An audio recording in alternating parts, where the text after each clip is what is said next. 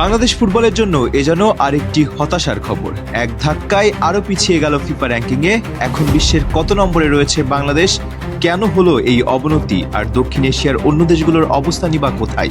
বিস্তারিত থাকছে এই প্রতিবেদনে। ফিফার সর্বশেষ প্রকাশিত পুরুষদের বিশ্ব র্যাঙ্কিংয়ে আরও পিছিয়েছে বাংলাদেশ। নতুন র্যাঙ্কিং অনুযায়ী 181তম অবস্থানে নেমে গেছে লাল সবুজের প্রতিনিধিরা।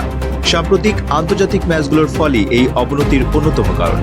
প্রত্যাশিত পারফরমেন্স দেখাতে না পারায় মূল্য দিতে হয়েছে এই র্যাঙ্কিংয়েও। দক্ষিণ এশিয়ার দেশগুলোর মধ্যে ভারত এখনো সবার উপরে রয়েছে, এরপর রয়েছে যথাক্রমে নেপাল ও মালদ্বীপ। আর বাংলাদেশকে এখন কঠিন লড়াই করতে হচ্ছে পিছিয়ে পড়া অবস্থান থেকে ঘুরে দাঁড়ানোর জন্য।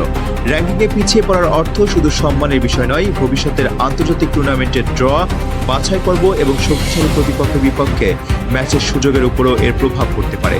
তবে সামনে রয়েছে ঘুরে দাঁড়ানোর সুযোগ। আগামী আন্তর্জাতিক উইন্ডোতে ভালো ফল করতে পারলে আবারও র্যাঙ্কিংয়ে উন্নতির সম্ভাবনা থাকবে বাংলাদেশের।